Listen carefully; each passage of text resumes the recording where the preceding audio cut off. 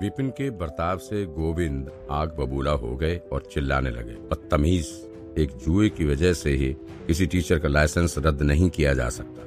ये कोई मामूली बात नहीं है। पिछले साल जब रितेश सर ने इस स्कूल में पढ़ाना शुरू किया था, तब से ही उन्होंने बहुत मेहनत की है। उन्होंने लेवल 2 के एक लड़ाकू को अगले स्टेज पर जाने में मदद की और इस साल तो बहुत सारे बच्चों ने उन्हें अपना टीचर चुना है। उन्होंने हमारे स्कूल का मान और इज्जत बढ़ाई है। तुमने क्या किया? तुम्हारी वजह से 100 साल के इतिहास में पहली बार किसी टीचर को 0 नंबर मिले। फिर तुम ऐसी बकवास करने की हिम्मत भी कैसे कर सकते हो? फिर आगे बोले, इस मामले को यहीं खत्म करते हैं। अगली बार से कुछ बोलने की हिम्मत तब करना जब तुम किसी स्टूडेंट को एक स्टेज भी पार करने में मदद कर सको और कई दूसरे स्टूडेंट्स भी तुम्हें अपना टीचर चुने। प्रशा ने कहा, लेकिन गोविंद सर, पहले तो वो सोच रही थी कि उसका बीच में बोलना ठीक नहीं रहेगा, लेकिन उसे क्या पता था कि एक श्रेष्ठ ही रितेश सर को चीट करने में मदद करेगा। ये देखकर उसे गुस्सा आने लगा। उन्हें ये जुआ खेलना ही नहीं चाहिए था। अगर उन्हें सजा लेने में डर लग रहा था तो उन्होंने ही इस जांच की बात की थी और अब रिजल्ट आने पर खुद ही सजा से भागने की कोशिश कर रहे थे।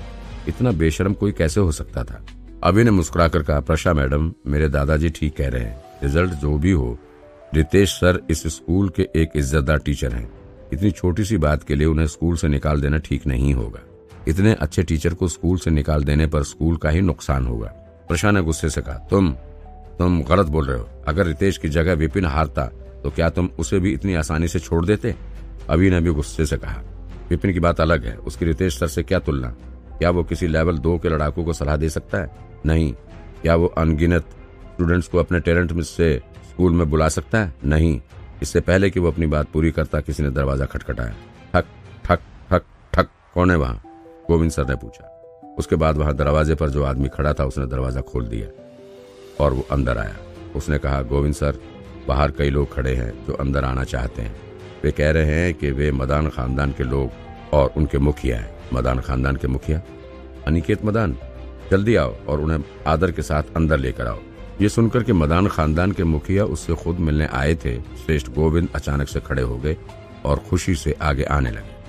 राजधानी में ताकत का गढ़ पक्का करना बहुत ही मुश्किल था, लेकिन 4 खानदान 100 सालों से पावर में थे और इकट्ठे होने पर उनकी ताकत लाजवाब नजर आती थी। उन्हीं में से एक मदान खानदान था। वहां आए अनिकेत मदान की पावर भी स्कूल के वाइस प्रिंसिपल से कम नहीं थी। किसी ऐसे इंसान का अपने खास लोगों के साथ उनसे मिलने आना ही बहुत बड़ी बात थी। ऐसा मौका हर किसी को नहीं मिलता था। ये सोचकर ही गोविंद पागल हुए जा रहे थे। अगर लोगों को इस बात का पता चला तो उनकी इज्जत में तो 4 चांद लग जाएंगे। अभी कोई यकीन नहीं हो रहा था कि ऐसा भी कुछ हो सकता था। उसने खुशी से कहा, दादाजी, मैंने मदान खानदान के मुखिया अनिकेत मदान के बारे में बहुत कुछ सुना है।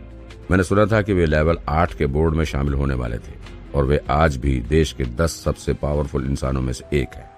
उनकी टेक्निक लड़ाकू लेवल 7 के स्टेज 4 तक पहुंच गई थी और लेवल 8 तक पहुंचने में उन्हें ज्यादा टाइम नहीं लगेगा। इतना महान इंसान आपसे क्यों मिलने आया है? देश में जिसने भी राजा के बारे में सुना होगा वो राजधानी के 4 महान खानदान के बारे में भी जानता हो।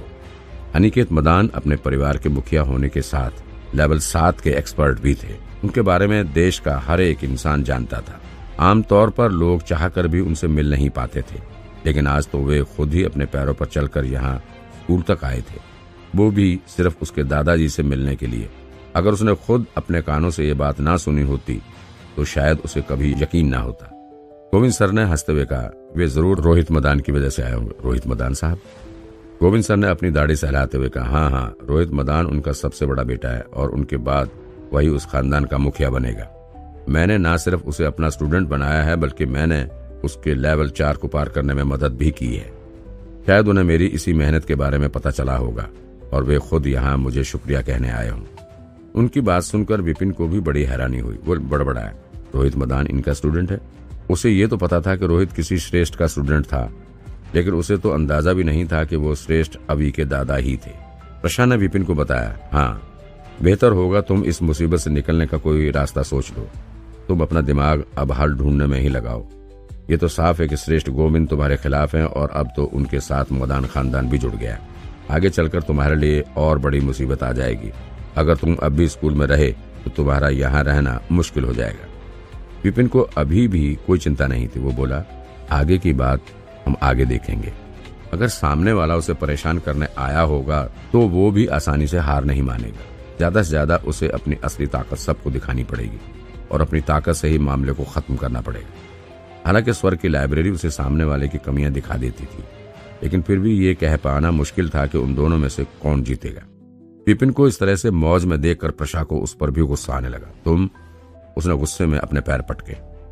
यहाँ प्रशा को उसकी इतनी चिंता हो रही थी कि उसे खुद ही अपनी कोई चिंता नहीं थी। ये कैसा इंसान है।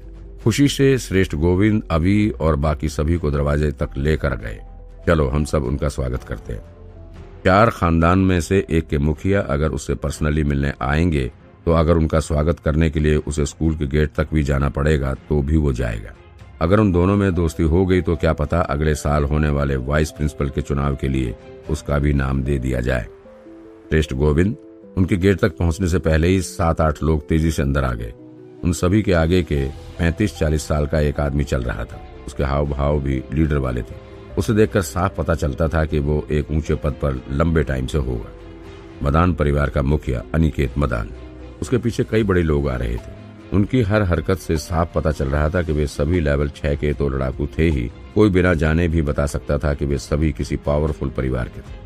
उन सब के पीछे 2 लड़के आ रहे थे। एक तो रोहित मदान था और दूसरा उसी का कजन भाई अक्षत मदान, जो इसी साल स्कूल में आया हुआ था। सुना था कि वो शर्मा सर का स्टूडेंट बना था। उसमें अच्छा टैलेंट था, इसलिए ही शर्मा सर ने उसे अपना स्टूडेंट बना लिया था। गोविंद सर ने कहा, मुझे बहुत खुशी हुई कि आप खुद यहाँ मुझसे मिलने आए। अगर कोई बात थी तो मुझे मैसेज भिजवा दिया होता, मैं खुद ही आपके पास चला आता। आप खुद इस तरह आ गए, मुझे बहुत अच्छा लगा। मुखिया अनिकेत मदान ने मुस्कुराकर कहा, अरे नहीं, इतना फॉर्मल होने की कोई जरूरत नहीं है। सच कहूं तो मुझे आपकी एक मदद चाहिए थी। गोविंद सर ने फौरन कहा, हाँ हाँ बेझिझक कहिए, मैं क्या मदद कर सकता हूँ। अगर वो उनकी कोई भी मदद कर देगा तो उसे मदान परिवार के जानकार लोगों की लिस्ट में जरूर गिना जाने लगेगा। मुखिया ने धीरे से कहा, आपने जरूर सुना होगा कि मेरी छोटी बेटी रोमा इस साल स्कूल में आई है। उसने किसी विपिन नाम के टीचर को अपना टीचर चुना है। उनकी ये बात सुनकर अभी तो खुशी से उछल पड़ा। वो चमकती आंखों के साथ बोला, विपिन, क्या आप उसे सबक सिखाने यहाँ आए हैं?